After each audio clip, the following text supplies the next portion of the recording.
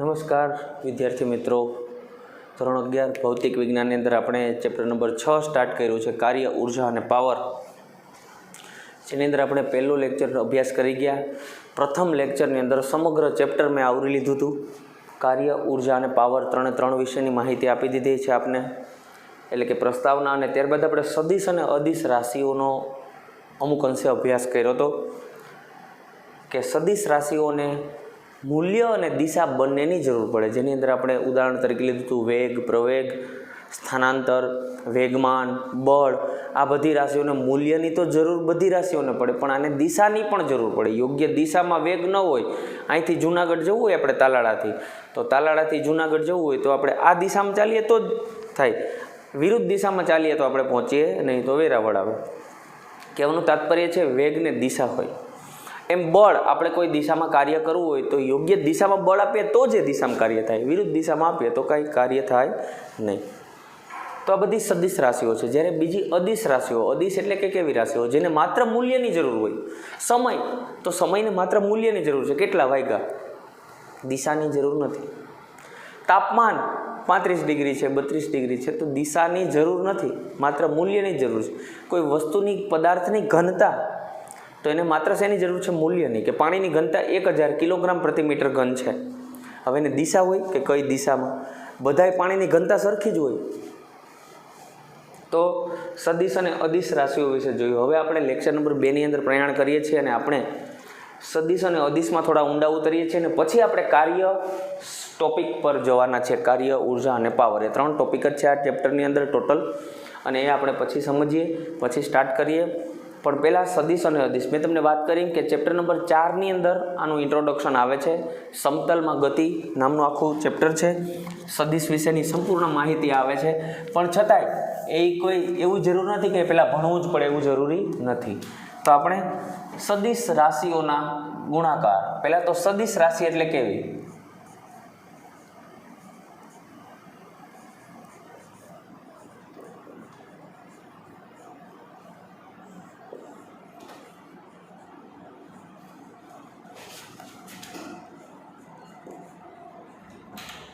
સદિશ રાશિઓ વિશે માહિતી, જે આ ચેપ્ટરની અંદરનો ભાગ નથી, પણ આપણે ચોથા ચેપ્ટરમાં જો ભણી ગયા હોય તો આપણને સરળતાથી ખબર હોય. હવે અહીંયા આપણને ખબર નથી તો કોઈ મુશ્કેલી ભર્યું નથી, પણ એક લેક્ચરમાં તમને આખો ખ્યાલ આવી જશે કે શું છે સદિશ રાશિઓ વિશેની માહિતી. તો આપણે એ જાણીએ છીએ કે જે રાશિને ઓને વર્ણવવા માટે શેની જરૂર પડે, તો કે મૂલ્ય અને દિશા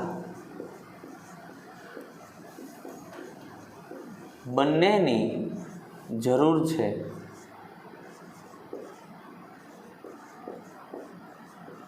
તેવી રાશિઓ ને સદિશ રાશિઓ કહે છે. દાખલા તરીકે ફરીથી આપણે આ વ્યાખ્યા જોઈએ, પ્રીવિયસ લેક્ચરમાં જોઈ હતી આપણે. સ્થાનાંતર,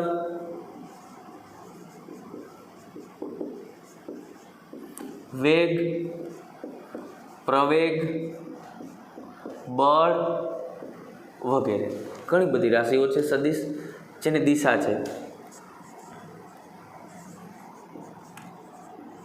સદિશ રાશિઓને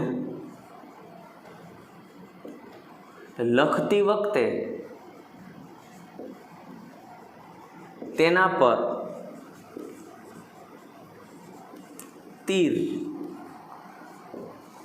જેને આપણે એરો કહીએ છીએ, એરોની નિશાની કરવી જોઈએ, નિશાની કરાય છે. દાખલા તરીકે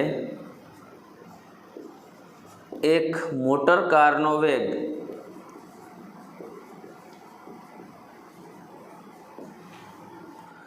30 મીટર પ્રતિ સેકન્ડ છે, તો એને કઈ રીતે બતાવાય?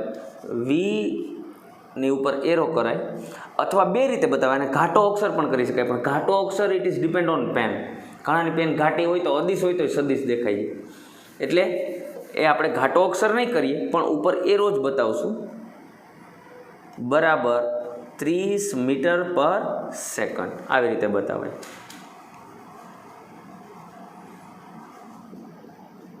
કોઈ પદાર્થને 50 ન્યૂટન બળ અપાય છે તો કેવી રીતે બતાવાય? F is equal two 50 newton, આવી રીતે બતાવે, ઉપર એરો કરાય. હવે એને દોરી પણ શકાય, એટલે કે એનું ગ્રાફિકલ રિપ્રેઝન્ટેશન, એને પાના ઉપર દોરી પણ શકાય. કઈ રીતે? જુઓ કઈ રીતે.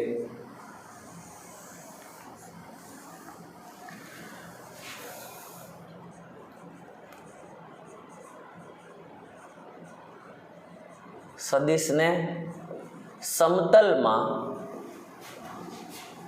દર્શાવી શકાય છે.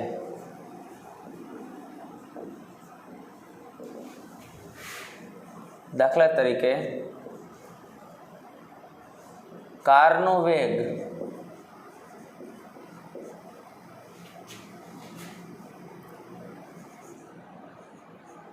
પૂર્વ દિશામાં 30 મીટર પ્રતિ સેકન્ડ છે તો આપણે આમ લખી શકીએ, દોરી શકીએ ને. આપણને ખબર છે કે આપણે આ નોર્થ ઉપર નોર્થ બતાવીએ છીએ નોર્મલી, આ બાજુ સાઉથ. હવે ઈસ્ટ ને વેસ્ટમાં જો તકલીફ થાય છોકરાઓ, ઉપર તો ઓલવેઝ નોર્થ હોય, નોર્થની સામે શું હોય? સાઉથ. એટલે નોર્થ એટલે ઉત્તર, આ બાજુ દક્ષિણ. હવે પૂર્વ અને પશ્ચિમ કેમ યાદ રાખવા? તો ખૂબ સરળ છે. હંમેશા કોઈને દક્ષિણ આપીએ તો જમણા હાથે અપાય, અને સૂર્યની સામે જોઈને, કારણ કે સાક્ષાત દેવ અત્યારે કોણ છે? ભલે આપણે રામને કૃષ્ણને બધાને પૂજીએ છીએ, પણ સાક્ષાત દેવ કોણ છે? તો કે સૂર્ય, જે આપણને એનર્જી આપે છે. એનાથી પ્રકાશ સંશ્લેષણની ક્રિયા દ્વારા ફૂડ તૈયાર થાય છે, અને આપણે ભોજન લઈએ છીએ, અને આપણને એનર્જી મળે છે, અને આપણું રોજિંદુ જીવન ચાલે છે. એનું કારણ માત્ર એક છે, સૂર્ય. સૂર્યની સામે જોઈને જમણા હાથે દક્ષિણ અપાય તો આ બાજુ કોણ હોય? પૂર્વ હોય કે નહીં?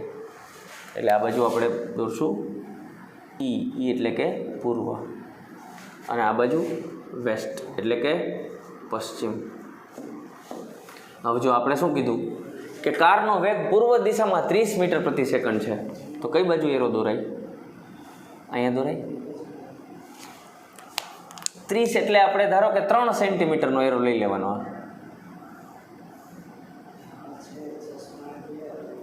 પ્રતિ 10 કિલોમીટર 1 સેન્ટીમીટરનો એરો દોર્યો તો અહીં 3 સેન્ટીમીટરનો 3 સેન્ટીમીટરનું તીર પૂર્વમાં દર્શાવ્યું છે.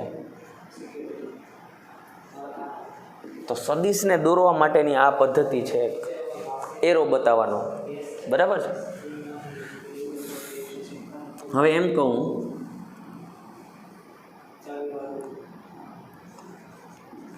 એક બાઇક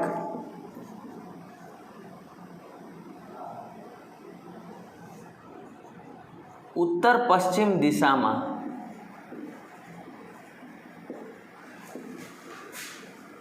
50 મીટર પ્રતિ સેકન્ડથી જાય છે.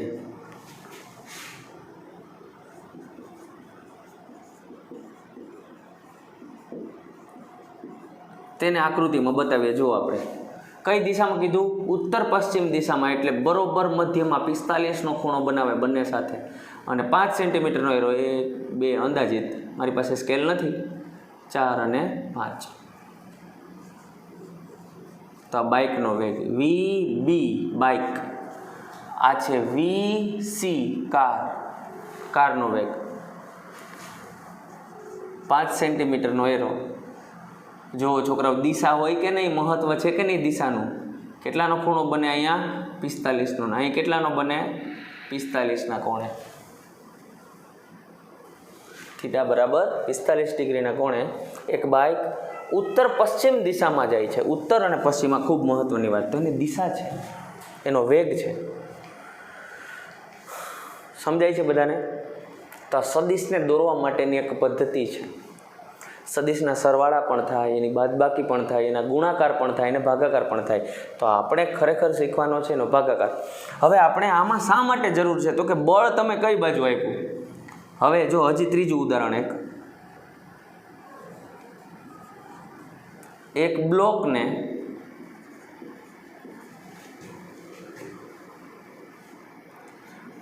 100 ન્યૂટનનું બળ દક્ષિણ પૂર્વ દિશામાં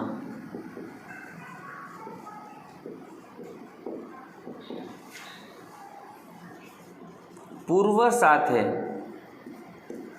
30ના કોણે અપાય છે. હવે જો એક બ્લોક છે ને દક્ષિણ પૂર્વ દિશામાં આમ આ બ્લોકને અપાતું બળ કેટલો ખૂણો બને છે? અહીંયા 30નો સ્પષ્ટ કીધું છે. આ ત્રણેય વસ્તુ, આ પહેલું, આ બીજું કહી દઉં અને આ ત્રીજું, આ એક, આ બે અને આ ત્રણેય વસ્તુ મેં બતાવી દીધી. 100 ન્યૂટનનું બળ દક્ષિણ પૂર્વ દિશામાં પૂર્વ સાથે 30ના કોણે અપાય છે. આ બતાવી દીધું. આ સદિશ એરો બતાવે છે દિશા, અને એરાની લંબાઈ બતાવે છે એનું મૂલ્ય. 10 સેન્ટીમીટરનો એરો કર્યો એમ ધારી લો, કારણ કે મારે લખવું પડે કે દર 1 સેન્ટીમીટરે 10 ન્યૂટન બળ, તો મારે 10 સેન્ટીમીટરનો એરો, કે મારે સાહેબ દર 1 સેન્ટીમીટરે 20 ન્યૂટનનું બળ, તો 5 જ સેન્ટીમીટરનો એરો દોરવો પડે, તો એ 100 ન્યૂટન બળ થઈ જાય. દરેક સેન્ટીમીટર દીઠ 20 ન્યૂટન બળ. તો એક બ્લોકને 100 ન્યૂટનનું બળ દક્ષિણ પૂર્વ દિશામાં પૂર્વ સાથે 30ના કોણે અપાય છે. તો તમે જોયું છોકરાઓ, સદિશને દોરી પણ શકાય છે. આમ બે સદિશોના ગુણાકાર પણ થઈ શકે. સદિશોના સરવાળા તો બાદબાકી તો થાય જ, પણ સદિશોના ગુણાકાર એમ જ સમજવું તમે કે ચોથું ચેપ્ટર પણ ઇન્ટ્રોડ્યુસ થઈ ગયું છે, આપણે ચાલુ થઈ ગયું ચોથું ચેપ્ટર. ઘણી ખરી બાબતો ચોથા ચેપ્ટરની પણ આની અંદર આવી જશે, પણ મારે અહીં જરૂર છે ખાસ બે સદિશોના ગુણાકારની. બે સદિશોના, પણ એ પહેલાં તમને હજી એક વસ્તુ સમજાવી દઉં છોકરાઓ. બે સદિશોના ગુણાકાર પહેલાં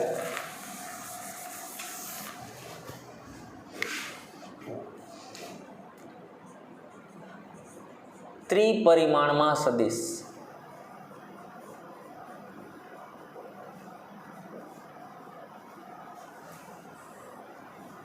ત્રિપરિમાણની અંદર સદિશને હું બતાવું છું. અહીંયા ત્રિપરિમાણ એટલે તમે બધા જાણો છો, એક્સ, વાય અને ઝેડ, 3 અક્ષ. ત્રીજી અક્ષ તમારી સામે હોય, એ દેખાય નહીં એટલે આપણે એને ક્યાં બતાવીએ છીએ?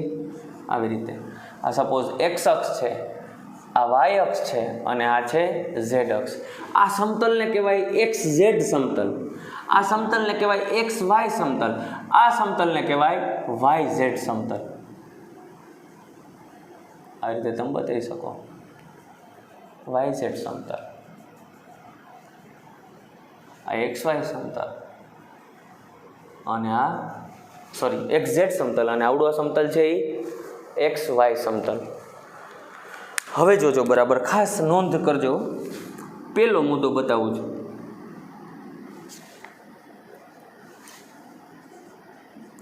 કોઈ પક્ષીનો વેગ એક્સ દિશામાં 10 મીટર પ્રતિ સેકન્ડ છે, તો આપણે એને કેમ બતાવશો છોકરાઓ? આમ બતાવીએ. આ બતાવી દીધો પક્ષીનો વેગ. આ 1 નંબર બતાવ્યું છે ને, 1 નંબર બતાવું છું. હજી અહીં ઘણા બધા ઉદાહરણની અંદર જ હું આપવાનો છું. તો આ જ વસ્તુને છોકરાઓ તમે આમ લખી શકો, વી બરાબર 10 I કેરેટ મીટર પર સેકન્ડ. એક્સ દિશાને આઈ કેરેટ, વાય દિશાને જે કેરેટ અને ઝેડ દિશાને કે કેરેટ આવું આપવામાં આવ્યું છે. આને કહેવાય એકમ સદિશ. આ માત્ર દિશા બતાવે, આટલું લખી નાખીએ એટલે આટલું વાક્ય લખવું પડે નહીં. ટૂંકમાં આ લખ્યું ને, આ કોઈ એક પક્ષીનો વેગ એક્સ દિશામાં 10 મીટર પ્રતિ સેકન્ડ છે, અથવા તેમ કહી દે કે એક પક્ષીનો વેગ 10 આઈ કેરેટ છે. આઈ કેરેટ એક્સ દિશાનું દિશા બતાવે છે. એક્સ દિશા માટે આઈ કેરેટ, કેરેટ કહેવાય ને, હેટ પણ બોલાય. વાય દિશા માટે જે કેરેટ અથવા જે હેટ, અને ઝેડ દિશા માટે કે કેરેટ અથવા તો કે હેટ, આવું દર્શાવાય. બીજો મુદ્દો લખું છું. એક ટ્રેનનો વેગ ઝેડ દિશામાં અથવા વાય દિશામાં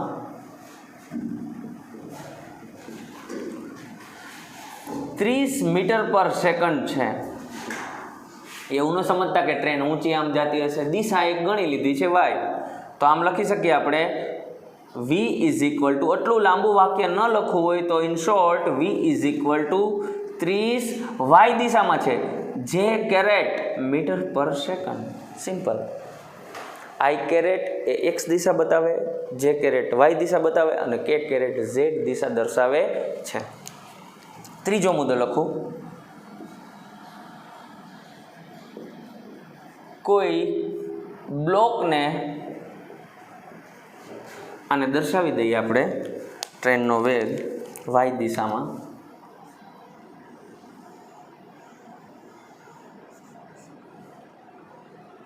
નંબર 2 v બરાબર 30 જે કેરેટ મીટર પર સેકન્ડ. અહીં લખું છું v બરાબર 10 આઈ કેરેટ મીટર પર સેકન્ડ. કોઈ બ્લોકને ઝેડ દિશામાં 15 ન્યૂટન બળ અપાય છે માટે લખી શકીએ આપણે F ઇઝ ઇક્વલ ટુ 15 કે કેરેટ ન્યૂટન. આટલામાં બધું આવી જાય.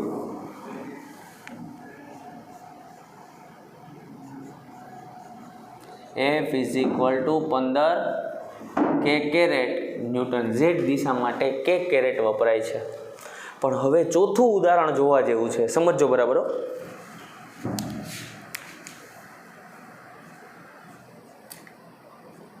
એક પક્ષીનો વેગ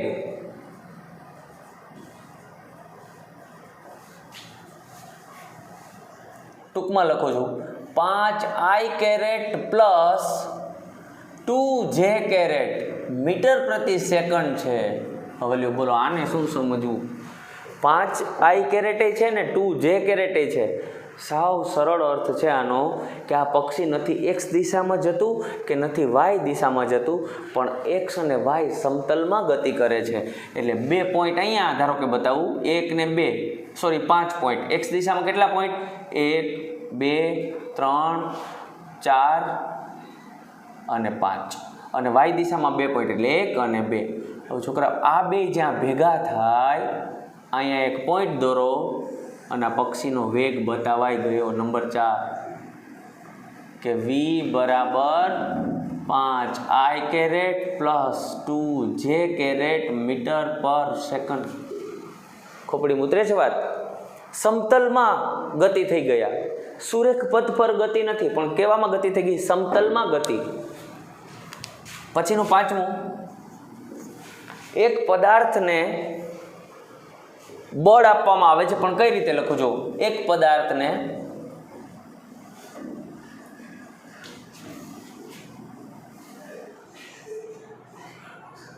વાય દિશામાં 3 ન્યૂટન અને ઝેડ દિશામાં 5 ન્યૂટન બળ અપાય છે. તો શું એ પદાર્થ ગતિ ના કરે? વિચારો તમે, લંબરૂપે બળ એક આમ આપીએ અને એક આમ આપીએ તો વચ્ચે જાય કે નહીં પદાર્થ? કોઈ એક વસ્તુ છે અને તમે એક કોઈ સામેથી ખેંચે ને એક આમથી ખેંચે તો આ પેન ક્યાં જાય? વચ્ચે જાય. જો બે બળ સરખા હોય તો એક્ઝેક્ટ વચ્ચે જાય. જો આ બાજુનું બળ, તમારી સાઈડનું બળ વધારે હોય તો આ પેન વધારે તરફ આ બાજુ ગતિ કરે. જો આ બાજુથી કોઈ ખેંચતું એનું બળ વધારે હોય તો પેન વચ્ચે તો જશે પણ એક્ઝેક્ટ મધ્યમાં નહીં જાય, આ બાજુ થોડી વધારે ગતિ કરે. એમ એક પદાર્થને વાય દિશામાં 3 ન્યૂટન અને ઝેડ દિશામાં 5 ન્યૂટન બળ અપાય છે. તો આને લખાય કેમ? તો આને આવી રીતે લખાય, F is equal to y દિશામાં 3 ન્યૂટન એટલે 3 જે કેરેટ પ્લસ ઝેડ દિશામાં કેટલું? 5 ન્યૂટન 5 કે કેરેટ. આવી રીતે દર્શાવાય.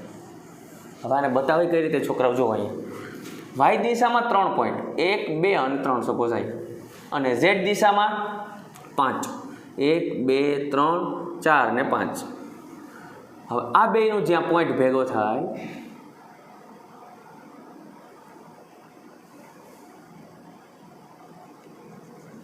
આ સદિશ મળશે અહીંયા આગળ સમતલમાં. આ નંબર 5 કે જ્યાં લખીશું F ઇઝ ઇક્વલ ટુ 3 જે કેરેટ પ્લસ 5 કે કેરેટ.